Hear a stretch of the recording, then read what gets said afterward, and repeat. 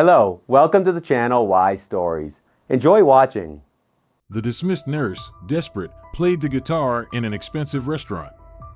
And after receiving a call from the notary, Natalia had loved New Year's and everything associated with its anticipation and celebration since childhood. Despite all the hustle and bustle, the chaos, the inevitable traffic jams, and the chronic lack of time that suddenly overwhelmed everyone, she always looked forward to the holidays with great excitement. She loved the feeling of everyone's involuntary expectation of something extraordinary. As the last day of the year approached, Natalia couldn't help but feel her mood lifting.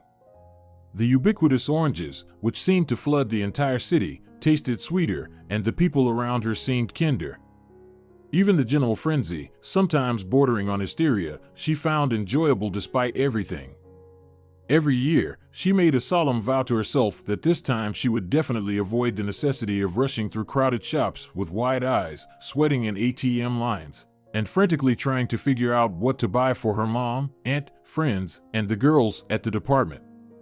This year, she would plan ahead, buy everything early, and even try to save money so she wouldn't be left broke right before the new year. These bright and sensible thoughts would visit her every year, just as the autumn leaves began to fall, and they would resurface when the first snowflakes began to drift over the city, only to fade away somewhere deep in her mind and resurface sadly at the very end of December. True to tradition, Natalia would widen her eyes, count her meager finances, and dive into the New Year's shopping race. She traditionally spent the holiday at home with her mother, firmly believing it was the only right decision. Being with her mom was peaceful, cozy, and delicious. There was always a real green Christmas tree, and the familiar garland that Natalia had known since childhood would light up. This year, however, there was an additional pre-holiday hustle and anticipation of a New Year's miracle. Long before the holiday, Natalia and a large group of friends had planned a distant trip. It was supposed to be a journey to the mountains where they would ring in the new year in a completely special setting. Just imagine, Milagros, Natalia's friend and one of the main driving forces behind the trip, enthusiastically said. "A few hours on the road, and we'll be at the mountain pass. The beauty is incredible. Mountains, pines, snow as white as snow. The air is simply amazing. And the sky. You've never seen stars like that, I promise. You go outside, look up at the sky, and you can't believe it. No, you forget why you even went outside. It's such beauty all around you." Of course, all of this was incredibly attractive, despite Natalia's attachment to home celebrations. She loved nature and its beauty and felt it deeply. But, to her shame, Natalia, at the age of 25, had never once been to the neighboring mountain region that was renowned for its natural beauty far beyond the country's borders. She had never been able to go due to endless errands, or sometimes there simply wasn't enough money or opportunity. Though, perhaps, sometimes she could agree with Milagros's point of view. "You're lazy, Natalia. You won't even move unless you're forced to. You're just impossible to get anywhere," Milagros suddenly declared when the first snow fell. Natalia didn't mind too much, especially since there were still at least 2 long months before the trip. The preparations for the holiday journey started long before December and unfolded with an unexpected and somewhat overwhelming scale that even scared Natalia. The participants, according to the usual tradition for such cases, created a special chat in one of the messaging apps and spent every free moment enthusiastically discussing the trip's details, accommodation options, the procurement of food and drinks, entertainment plans, everything that usually preoccupies people in such cases. Reading the endless messages from the potential companions, Natalia began to have serious doubts about the feasibility of her participation. Everything was getting too complicated. As a person who barely drinks, she was seriously scared when she saw the friends' calculations on how much alcohol they would need, and the figure was no less than a bottle per person per day. "My God, are they not planning on coming back?" Natalia whispered instinctively. "Milagros, listen, I've been thinking, and I probably won't go," Natalia said to her longtime friend Milagros. They had both arrived in the big city together after school, coming from their small hometown to continue their studies, and regularly met with each other and their large group of friends, mostly formed by Milagros. Milagros was a strong-willed person who had become even more decisive after becoming head of the legal department at a large trading firm. She was one of the initiators of the trip and eagerly took charge of organizing it. Upon hearing Natalia's words, Milagros frowned. "What?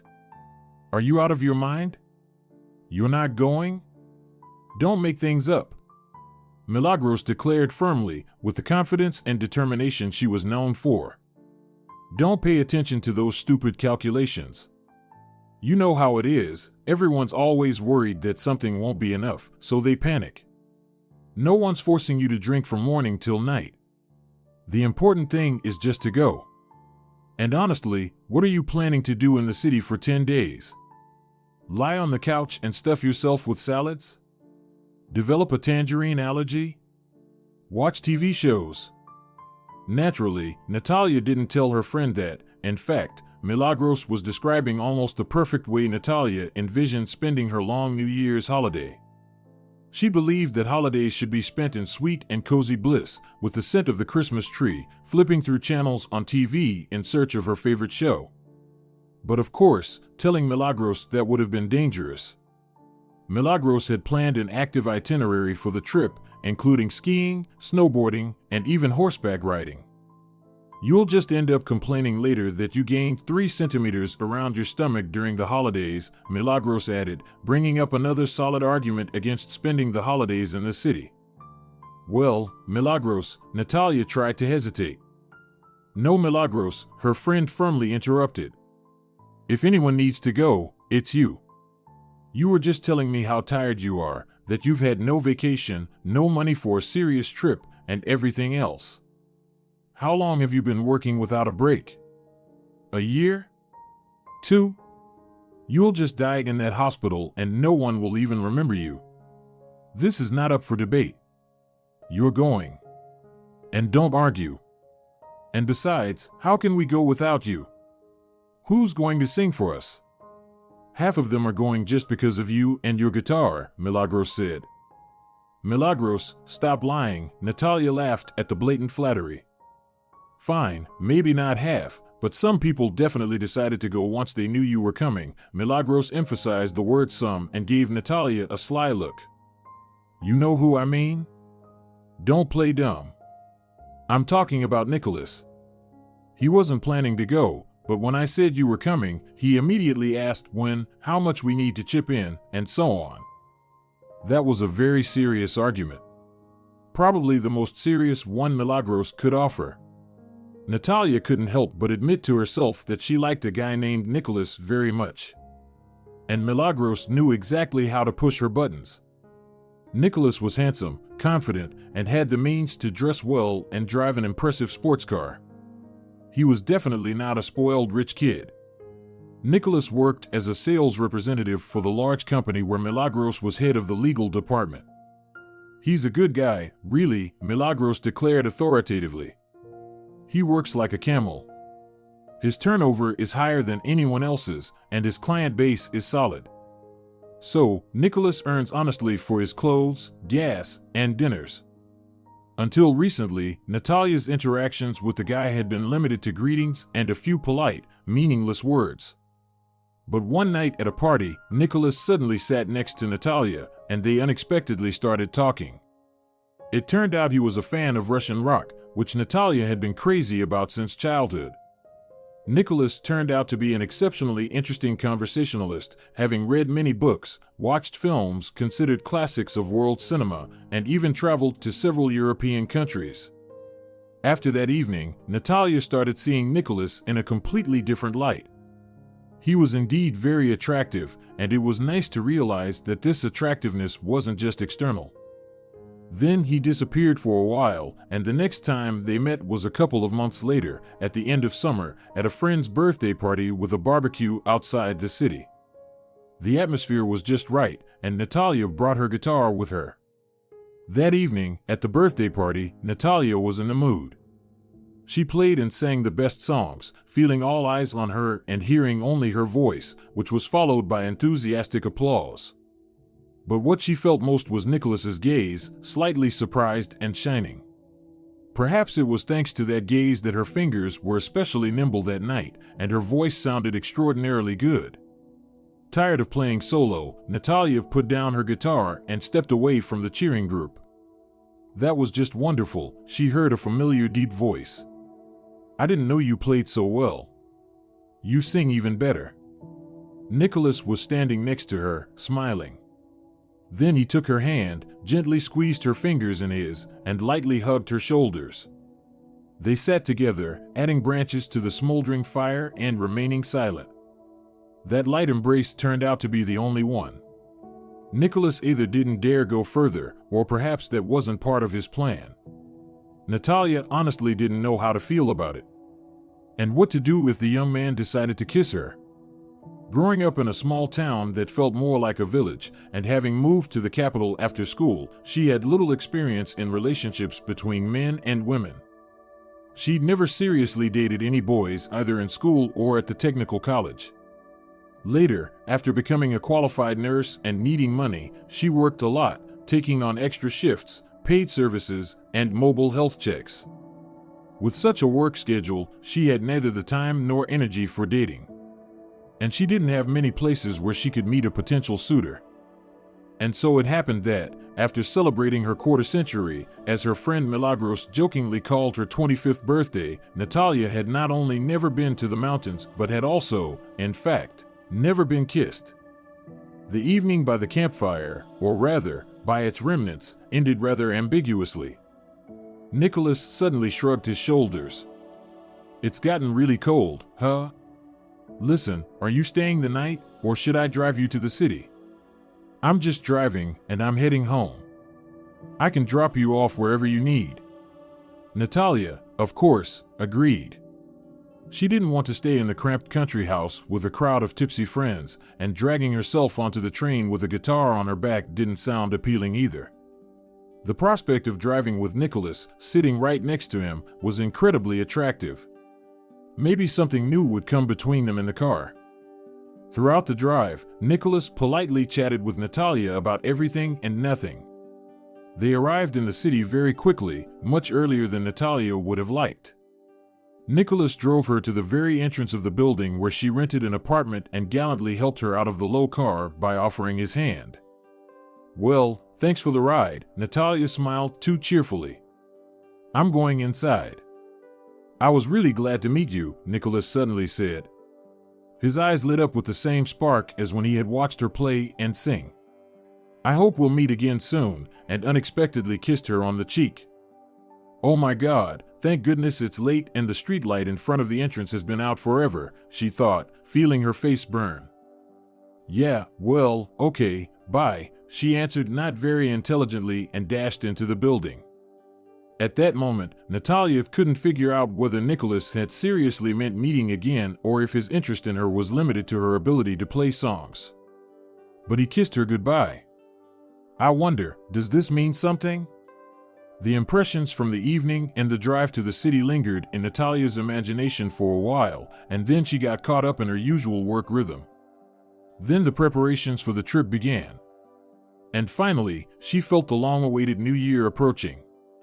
During all this time, she almost stopped thinking about Nicholas. And suddenly Milagros seriously announces that Nicholas is going to the mountains, almost for her, Natalia. Well, even if Milagros exaggerated a bit, or even 3/4 of it, the important thing is that he's going. What if, under the stars Milagros described so vividly, something really happens between them, the beautiful story Natalia has been dreaming about since childhood? And suddenly she really wanted to go. So much so that the 10 days left until the new year, usually frightening with their fleetingness and scarcity, now seemed infinitely long. I'm going, for sure, she told Milagros and began preparing for the trip. First, she borrowed money and bought a completely stunning ski suit. Natalia had hated skiing since childhood. From the first physical education lessons when the PE teacher made them circle the school on a broken, thawed ski track, dragging old wooden skis. A purchase like this, especially at such a crazy price, would never have crossed her mind. But after trying on the dark blue overall and jacket, she realized she had to admit, simply stunning. And the fate of the considerable sum of money was decided. Then, by every possible means, she managed to get an appointment with her stylist, who was completely swamped with clients preparing for corporate parties. Natalia's hair grew very quickly and almost never held dye, so to look her best, she needed a haircut and color literally the day before the trip. All right, fine, the stylist sighed heavily after hearing yet another tearful request. I'll cut your hair on the 29th evening, but keep in mind, another stylist will color it. Natalia, honestly, I can't do it. She'll do it just as well, but it'll be more expensive, sorry. She had to pay an extra amount to the other stylist, going even further into debt. But what did all this matter compared to the pleasure of the upcoming trip? The group's departure was scheduled for the morning of the 31st, and on December 30th, Natalia went to her last shift of the year. Natalia worked as a nurse in one of the departments of a huge city hospital. She sincerely loved her job, which was difficult, often dirty, and not always appreciated. Despite all this, she was dedicated to her work and received love from the patients and great respect from the doctors. She joined the department almost 4 years ago, right after medical school, and had never changed her place of work, making her one of the longest-serving staff members. As always, the start of the workday consisted of greetings, friendly nods, quickly changing into uniform, and catching up on the latest hospital gossip. But today, in addition to the usual words, there were the traditional New Year's greetings. Everyone's faces were especially joyful, and even the deputy director of the hospital, usually a very serious and focused person, had cheerful, springy glittering snowflakes bouncing on springs atop her head. Apparently, the New Year's mood had even reached the most responsible workers of their institution. Natalia smiled as she remembered the hidden package with small souvenirs she had prepared for the nurses and orderlies in the department. During their lunch break, they traditionally exchanged small but pleasant gifts. Then the evening would come, she would finish her shift and rush home to pack, and she would surely try on her fabulous ski suit once more because in it, she simply had to impress Nicholas. Natasha, when you're done, come to my office, the head nurse called from the doorway of the room where Natalia was putting in N4, chatting with a patient. Listen, Natalia, the woman sat at the desk, head down, quickly writing something. You know the schedule for the weekend? Yes, Senora Ramirez, of course, I know, Natalia nodded. My shift is on January 4th. I'll be at work, as usual. Exactly, that's what I wanted to discuss with you, the supervisor said. We have a serious problem. Lucia Rodriguez can't come to work on the 1st, so I'm swapping your shifts. You'll work on the 1st, and she. No, wait, Senora Ramirez, I can't work on the 1st either. And anyway, why me? Natalia interrupted the senior nurse. The woman, clearly puzzled, raised her head and looked at Natalia. After several years of working at the hospital, Natalia had earned a reputation as a completely obliging, non-conflict employee. And now, it seemed that this very reputation was playing a cruel trick on her. Why not you? Senora Ramirez asked sarcastically after quickly recovering. We have a tough situation. We need you to work on January 1st. Senora Ramirez, I already worked 2 New Year's Eve nights in a row. Please remember, Natalia still hoped to resolve the situation peacefully. This is unfair. Life itself is unfair, the head nurse philosophically remarked. You're single, childless. What difference does it make where you celebrate? It's probably even more fun here. Lucia Ramirez was, generally speaking, a good person, and her accomplishments as a respected hospital worker were beyond reproach. But Natalia, frankly, had never liked her from the first day she started working in the department. Although Natalia had given no reason for this dislike. Natalia had often felt this hostility, especially when it came to unfair shift assignments or duties in the wards. They even joked about her, calling her the boss's pet. Until now, this favoritism had never been a real issue for her. But not this time. I can't, Natalia stubbornly replied. I just can't. I have plans, you understand? I'm leaving the city tomorrow for 3 days. I specifically asked for 4 days off. It's the first time I've asked in 4 years. Please, understand, I'm expected. I don't care about that, the senior nurse said. So, you're working on the 1st. And I'll give you a bonus. Apparently, the head nurse decided to have the last word and end the unpleasant conversation. You know what, Senora Ramirez, no, this won't do. I'll work on the 4th as per my schedule, which I was previously informed of. Natalia fought to keep her composure, struggling not to lose control. How could this happen? So much preparation, time, and money invested, and most importantly, so many hopes for this trip. And now, here they are, deciding how she should live her life. And if there's no one else to work, then you do it yourself and give yourself the bonus.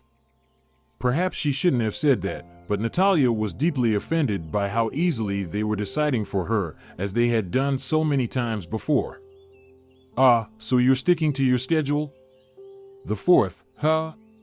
Lucia hissed, slowly getting up from the desk. Well, here's what I'll tell you, Natalia. If you refuse to swap, you can just stay home. You're fired. Pack your things, and make sure I don't see you in this department again by the end of the day. Excuse me? Natalia asked in disbelief. She hadn't expected the conversation to turn in this direction. Just like that.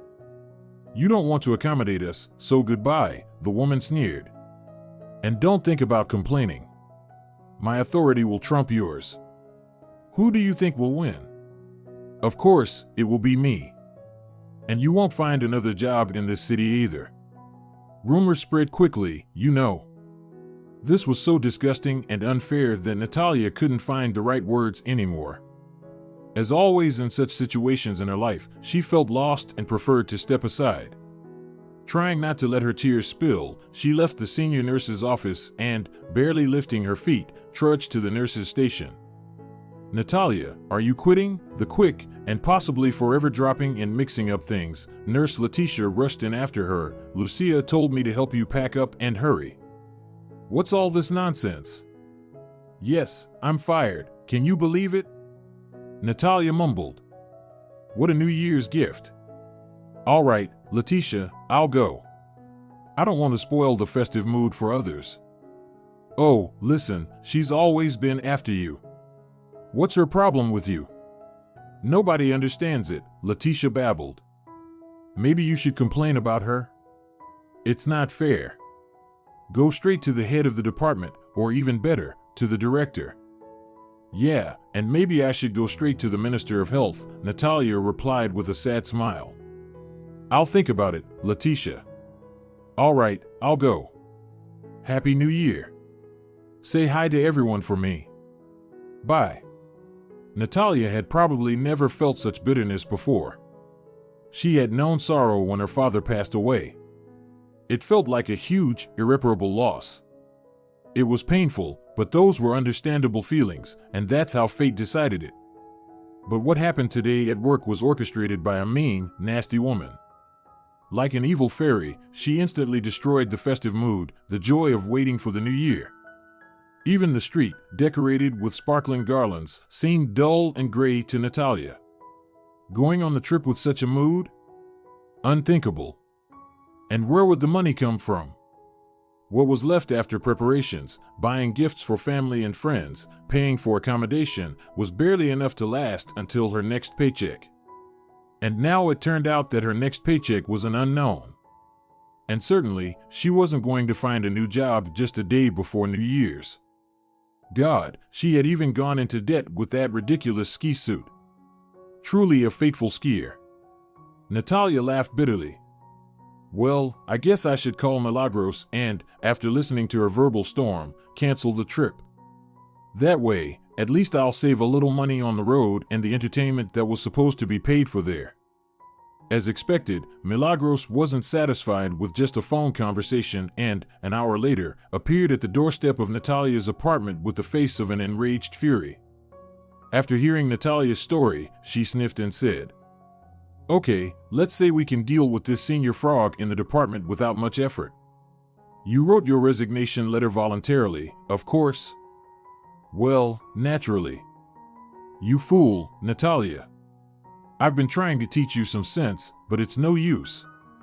You'll be a softie for the rest of your life, for heaven's sake." "All right, I'll take care of this after the holidays. We'll reinstate you at work. But now, get ready." "No, Milagros," Natalia said firmly. "I can't. I'm not going. I've made up my mind. Since it turned out this way, I'll go to Mom's, wish her a happy new year, and then go to work. I'll have to give up the apartment anyway. There's no money to pay, so I'll stay at home and find a job there. They always need nurses at the hospital." "Well, yeah, that's a brilliant idea," Milagros smirked.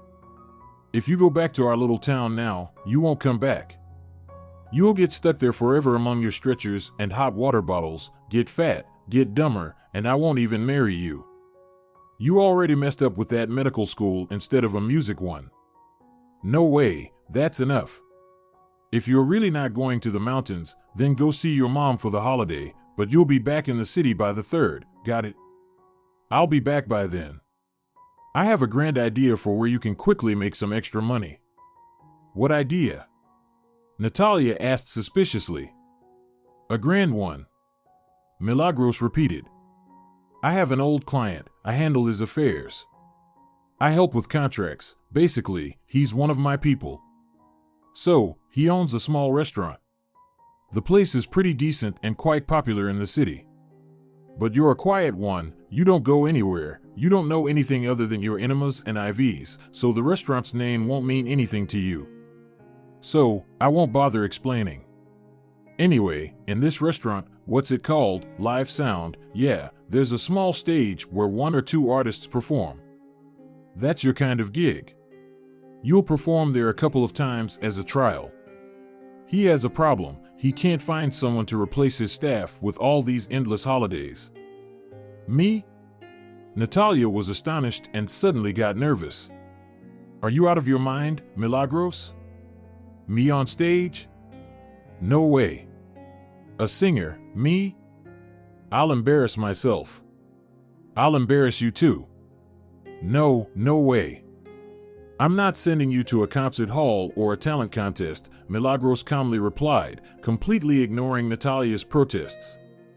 "It's just a bar, and nobody's expecting Montserrat Cabal there. Your level will be just fine. By the way, it's actually quite decent. I'm telling you not as a friend, but as a listener. By the way, I remembered your concert at the country house in the summer for a long time. And it's hard to impress me, you know. So stop yelling, save your voice, it'll come in handy. And by the way, about the rewards. I haven't told you the main thing." Milagros, already heading toward the door, turned around. "If the performances go well, the restaurant owner is ready to pay you this much." Milagros handed Natalia a business card with handwritten figures. Natalia looked at the writing and swallowed. The amount was equal to her entire monthly salary at the hospital. Milagros had already left, and Natalia sat on the couch with the little paper in her hand. Finally, she got up and went to the mirror. Her messy hair, reddened eyes, and wrinkled face stared back at her. "Well, I guess I'm an artist of the big and small stages," she muttered, looking at her reflection. "No, this is complete nonsense. I mean, where am I and where's the stage? Yeah, okay, a small one, in a restaurant, but still, it's impossible. One thing is to strum my guitar among friends sitting by the fire on some log or folding chair, and completely another to sing for people who came to relax and pay for it. No way, not now, and never. I'll have to call Milagros tomorrow and warn her that no restaurant should expect Natalia. And the money, well, I guess I'll have to borrow it from someone, at least for the time being, until I find a new job and figure out what to do next." Exhausted after a long and eventful day, Natalia fell asleep as soon as her head touched the pillow. She had always had this fortunate quality. Neither an exam the next day, nor extreme tiredness or worries ever prevented her from falling asleep quickly and deeply. It was as if her body switched on some protective mechanism, giving the tired owner time to rest and recover. "Natalia, you're from a bear, aren't you?" her mom would laugh, amazed at her child's ability to sleep anywhere, in any situation. Some people eat their problems, some people worry, but our Natalia sleeps them away. And once again, her old good habit didn't fail her. Natalia woke up feeling refreshed and rested. And although everything that happened the day before, unfortunately, wasn't just a bad dream and didn't disappear with the arrival of morning, at least Natalia was calm. Milagros's phone went straight to voicemail, informing her that the phone's owner was out of reach. "Ah, right, they left early in the morning. They're probably already there," Natalia sighed, and the regret about not being part of the group stirred within her again. The ski suit, carelessly thrown on the table, screamed of disappointment. "I'll stop by a store on my way to the station and return it. At least I'll get some money back," Natalia decided, feeling a bit more hopeful. She had breakfast, got ready, and left the house. Her father had passed away a few years ago, and now her mom lived alone in their old apartment. A few hours later, Natalia was home. Of course, her mom was thrilled to see her, bustling around, sighing that there was nothing to feed her unexpected guest. Judging by the almost empty fridge, her mom clearly hadn't planned to celebrate the holiday. This surprised Natalia unpleasantly. When her father was alive, and when she lived with her parents, preparations for New Year's, and especially for the festive dinner, had always excited her mom long before December. She would plan a huge menu, taking into account everyone's tastes. Her mom would buy a massive amount of food and, starting December 28th, would turn into a kitchen fury, as her husband called her during those days. The result of this madness was a sumptuous, abundant, and incredibly delicious feast, which Natalia would remember until spring after gorging herself. This time, her mom had clearly given up on New Year's and the associated traditions of festive gluttony. Natalia was not happy with this turn of events. "Well, Mom, you really give up," she said jokingly, writing a shopping list and jumping up every minute to check if something was in the house. "How is it? Nothing you want? What about my favorite salad with pomegranate, chicken with prunes, and sandwiches with caviar? Remember our tradition? The one where whoever gets the most caviar on their last sandwich will have good luck in the coming year. How can we skip that? All right, it's 2 p.m. Not a lot of time, but I can still manage. I'll go to the store, and you thaw and marinate the chicken. I saw you have some. And start on the salad vegetables." The money she got for returning the ski suit turned into champagne, fruits, caviar, salted fish, and other tasty treats. Her mom, clearly excited by her daughter's arrival, practically flew around the kitchen and managed to catch up with her catastrophic delay in the New Year's kitchen marathon in record time. The festive table they created together, of course, wasn't as abundant and varied as in the past, but it was still quite decent and delicious. Her mom cheered up, had a couple of glasses of champagne, and became rosy-cheeked.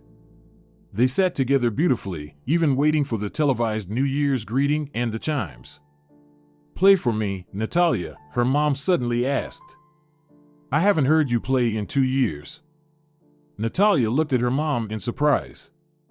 She had never asked her to play something before. "I get enough rehearsals, you know," she grumbled. "I'm practically running a branch of the music school at home. Always practicing scales, learning guitar passages."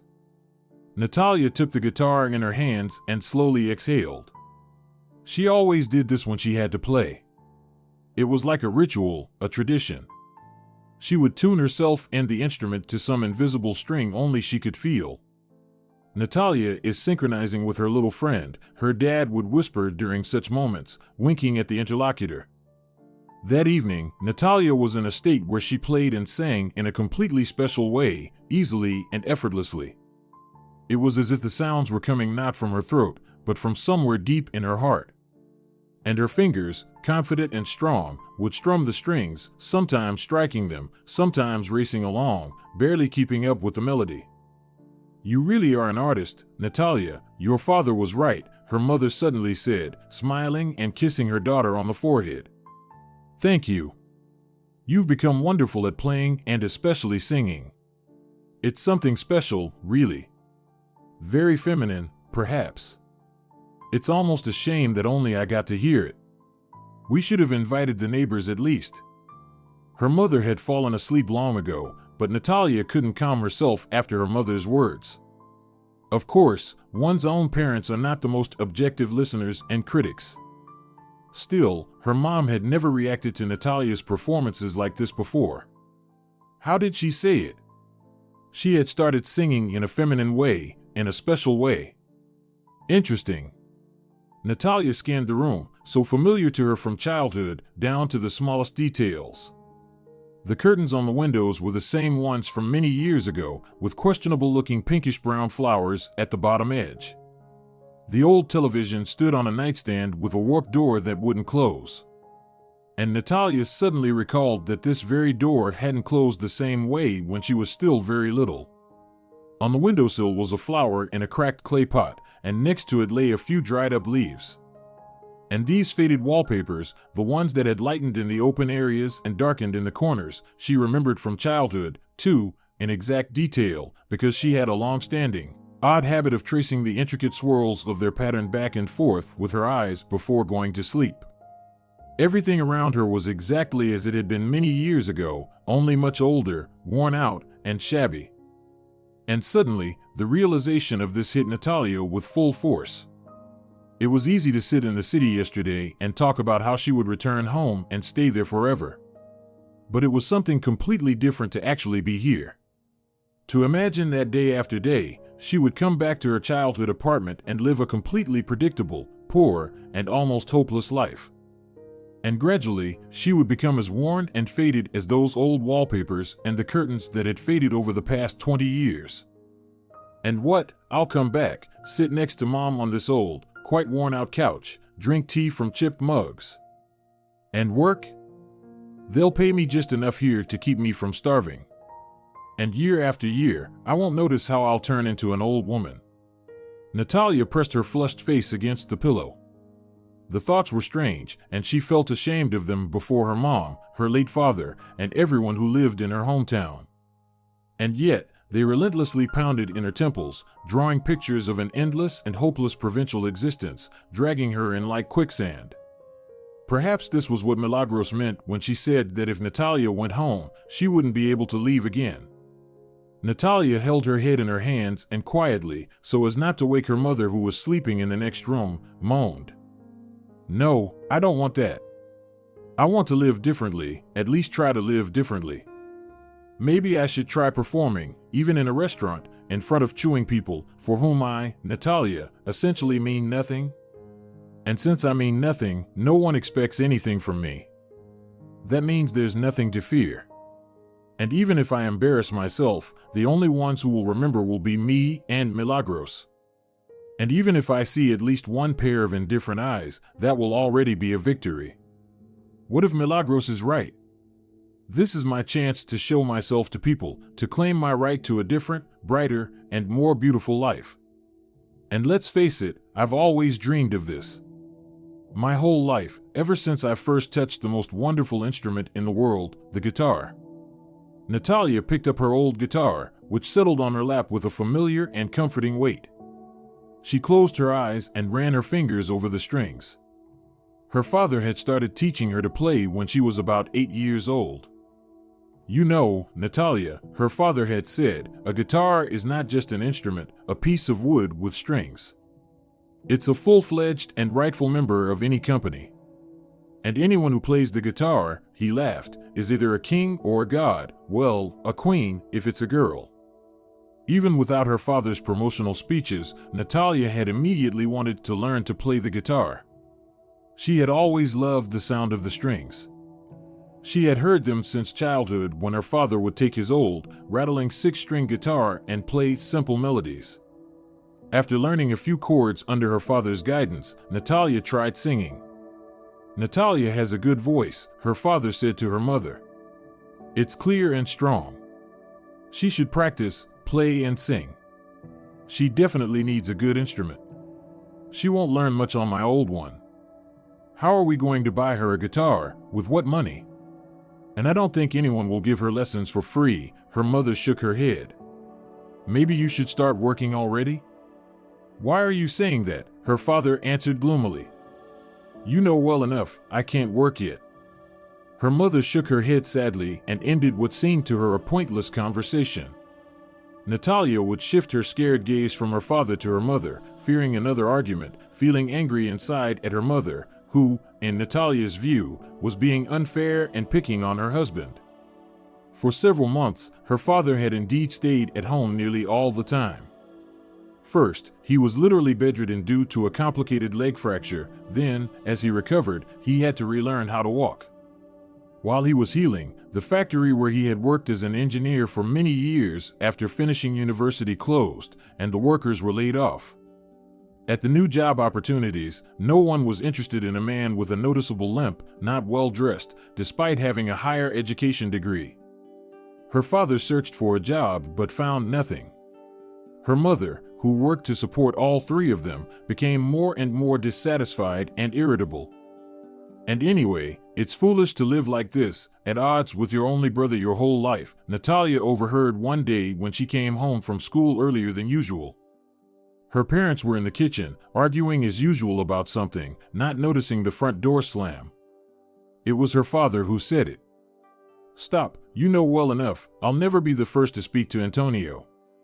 I still have my dignity, her mother's voice replied. Or, wait, are you trying to solve your problems at my brother's expense? Oh look, he's offended.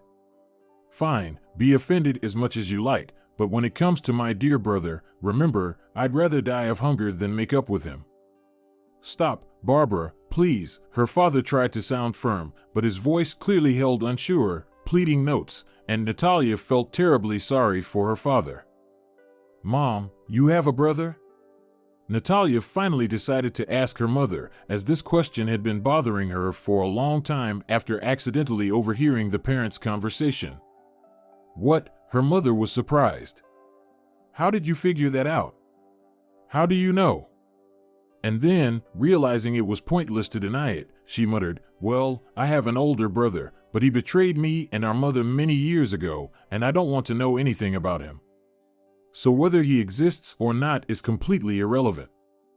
Ah, it's an old story, her father shrugged when Natalia asked for an explanation after they had been left alone at home. These are dark family secrets, you understand? It would have been better for you to hear it from your mother, otherwise, it might look like we're gossiping. Well, Dad, Mom categorically doesn't want to talk about it, Natalia whined. I've always known that Barbara has an older brother, Antonio. There's a whole story behind it. Their parents split up. They split up badly. With a scandal.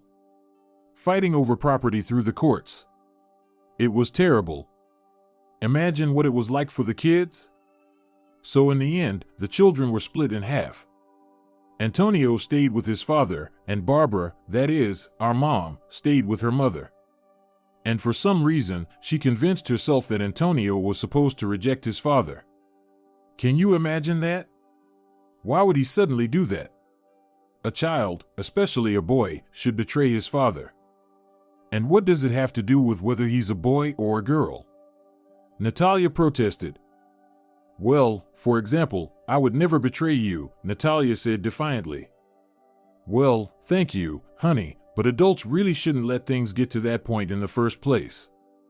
And our Barbara thought that Antonio should have said he wanted to stay with his mom. And since he didn't, she decided her brother was a traitor. And that thought, you understand, stuck in her head, and there was no convincing her otherwise. I think their mother helped a lot with that.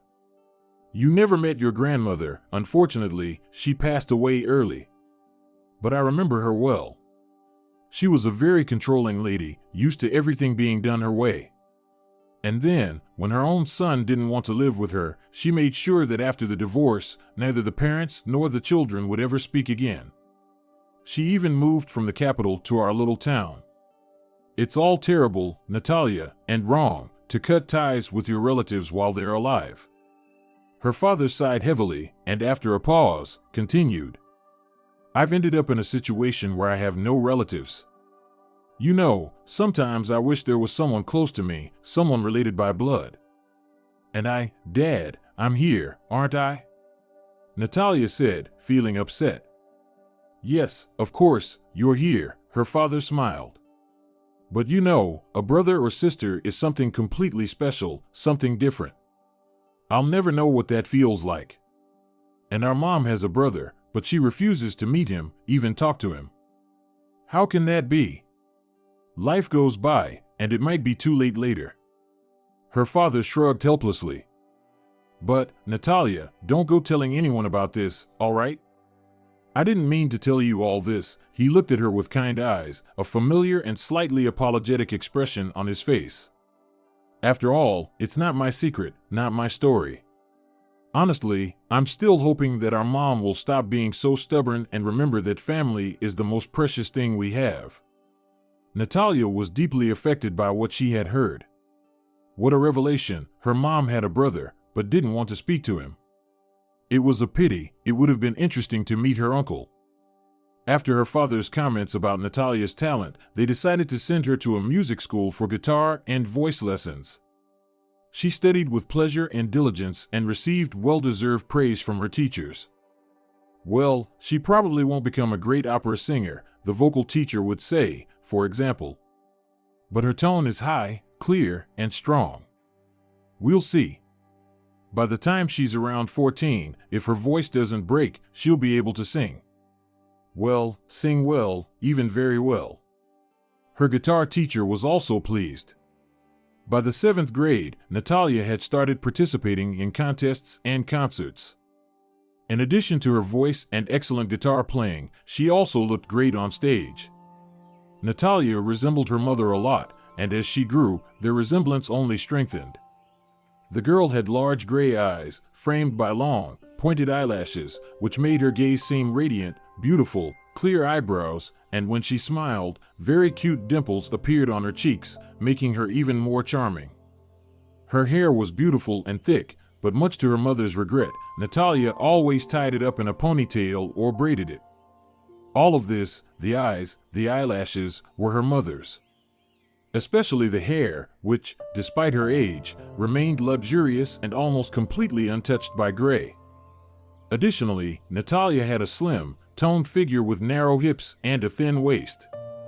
Her father joked that there was enough space behind her guitar to hide at least 3 people. No one doubted that after finishing school, Natalia would go on to study further, considering her musical talents. For example, she would likely enroll in a music school or an institute of culture. But life had other plans. Her father fell ill again, but this time, it was far more dangerous, and there was no hope for recovery. He was diagnosed with cancer. For the next couple of years, the family heroically battled the terrible disease and poverty. Natalia finished school and entered medical school, and in the evenings, she worked at the hospital, grabbing any opportunity to earn extra money. I just don't have time for songs right now, she would shrug when asked about her music. We've ruined you, Natalia, I've ruined you, her father would whisper, each time quieter, holding her hand. Her father was visibly wasting away, disappearing physically, and she couldn't do anything about it. She cried, hiding the tears from him, and softly sang his favorite songs. After her father passed away, her mother suddenly said, "That's it, there's no point in sitting around with me, an old woman. Go ahead and pack your things. Start a new life. Maybe you'll even be happy." Natalia graduated as a nurse and moved to the big city. And here, it seemed like the circle was about to close. She was sitting once again in the apartment of her childhood, as though she had returned to where she left off years ago. And the old guitar comfortably and cozily lay on her lap. No, this won't do. Natalia gently placed the instrument on the couch, stood up, and walked to the window. The New Year's night was nearing its end, and the air was already faintly tinged with the light of morning. And just as this New Year's morning was inevitably creeping into the world, Natalia, too, felt an irresistible pull toward a new life, toward her beloved work, toward music. On the 3rd of January, she was in the city. "Ah, you've arrived," came Milagros's voice on the phone. "Good job. Honestly, I had my doubts. I thought I'd have to drag you out of our beloved swamp by force. Well, are you ready? Rehearsed? Got the right clothes ready?" Natalia remained silent. What had seemed obvious and right on the morning of the 1st, after these past 24 hours, had, frankly, turned into a true adventure and pure foolishness in Natalia's eyes. The artist, the singer, beautiful, confident, wanting to say so much to the world, the one who had lifted her head back then, now shrank again, started trembling desperately, losing all her confidence and courage. "Milagros," Natalia mumbled.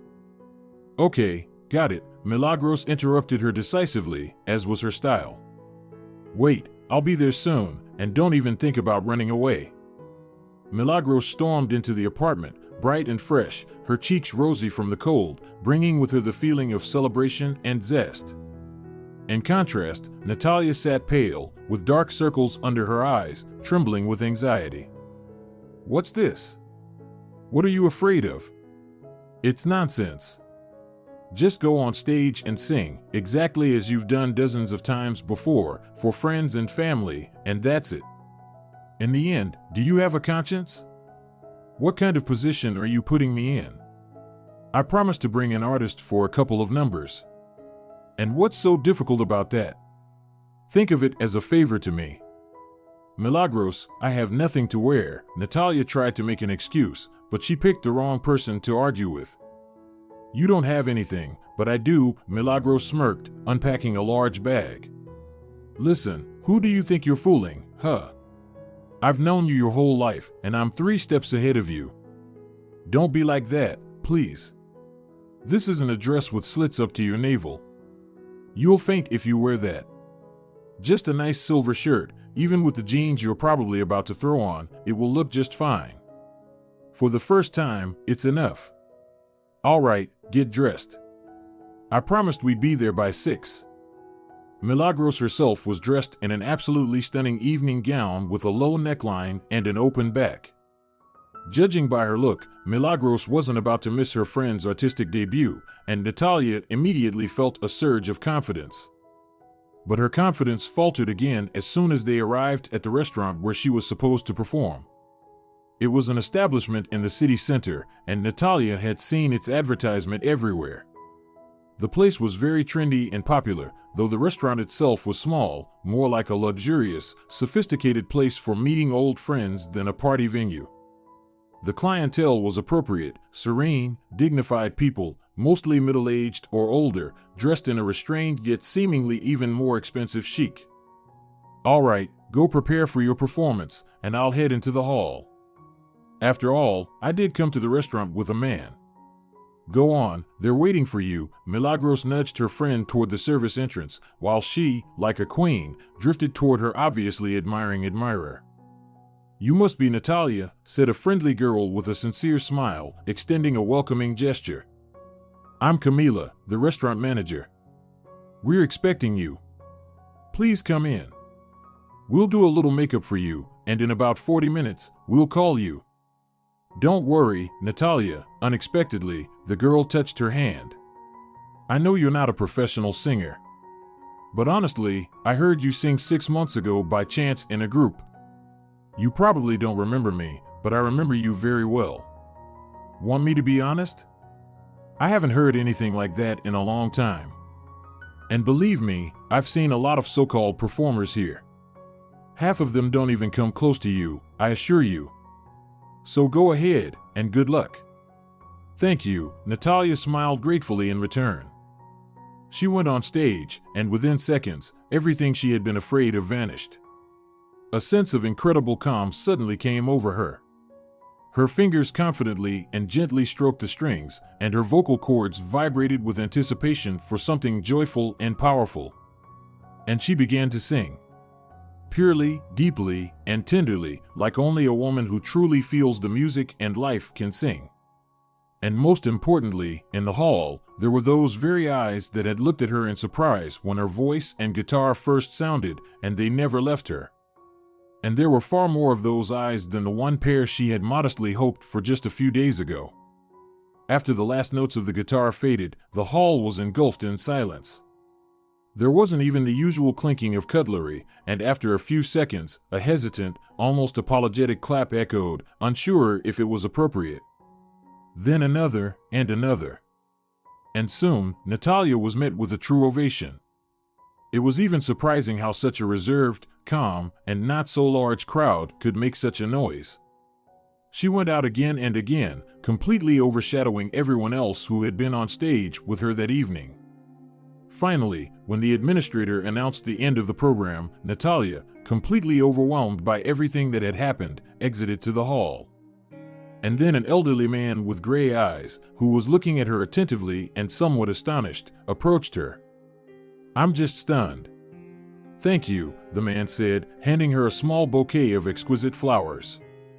"Well, Natalia, this is just a full triumph," Milagros said, with a completely new, cautious, and respectful gesture, fixing a loose strand of Natalia's hair as if she were seeing her friend, whom she had known her whole life, for the first time.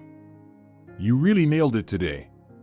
By the way, do you know who that guy was? He's the restaurant owner, by the way, the same one I introduced you to.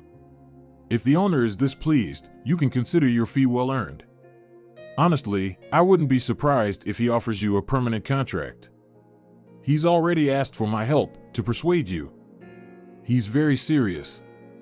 Even asked me, for some reason, what your mom's name is." Milagros laughed. "But seriously, Natalia, you're amazing. I'm proud of you. If you think I'm going to let you bury your talent among enemas, IVs, and all that medical nonsense, you don't know me very well. So much time has already been wasted." After falling asleep as usual, instantly and soundly, Natalia couldn't come to her senses the next morning and couldn't decide if the previous evening had been a fantastic, incredible dream.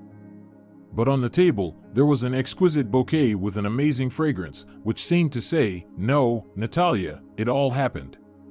The stage, you on it, the real ovation, the bravo, the flowers, and that handsome man who, despite his apparent age, hadn't grayed at all." And half an hour later, the phone rang. "Listen, Natalia, I don't understand what's going on," Milagros' voice, sounding unusually confused, something completely atypical for her, came through the phone. "This morning, my client, the restaurant owner, called. He's asking for you to come to the notary's office today at 12. "Why?" Natalia wasn't even surprised by this strange invitation, as it seemed like her brain hadn't fully woken up yet. "I don't know," Milagros replied. "Honestly, I don't. Maybe you impressed him so much yesterday that he wants to immediately transfer all his movable and immovable property to you? Who knows? Natalia, believe me, I'm as surprised as you are. But I do know one thing. He's an impeccable, decent, and honest man. And he can't offer you anything improper or illegal. So, let's go, at least out of curiosity." "Go?" Natalia finally asked, surprised. "Of course, you don't think I'm leaving you alone. Consider me your personal lawyer." At the appointed time, they were at the notary's office. And waiting for them was a handsome elderly man with gray eyes. Yesterday, excited by her success and exhausted from the spotlight and the dim light of the restaurant hall, she hadn't really looked at him closely. But now, in the daylight, his face struck her. He resembled someone incredibly, and this resemblance made him inexplicably familiar and close. "Natalia," he said, for some reason, with a trembling voice. "Natalia, this is incredible, but it seems that we are relatives. My name is Antonio, and You are my mother's older brother," Natalia suddenly finished for him. It suddenly became so obvious that no proof was needed anymore. Once the initial shock subsided, Antonio told Natalia how many times over the years he had tried to reconcile with his sister. How he had accidentally learned that he had a niece, Natalia. How he had even gone to the hospital to see her and make sure she resembled his sister. How, long ago, he had drawn up and signed papers to transfer full ownership of a huge apartment to her. How painfully he had hoped that Barbara would finally forget the old, senseless grudges that had long since decayed and give them both a chance to reunite their fates. They talked for a long time, sharing their stories, admiring each other, amazed, crying and laughing, looking at each other, not believing that this was happening.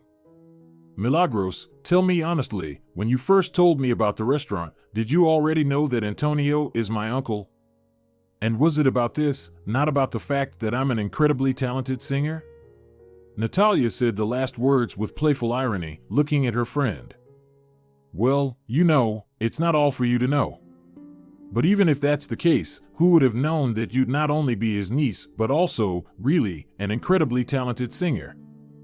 And Milagros laughed out loud, joyously and loudly. If you're enjoying it as well, leave a like and subscribe to the channel.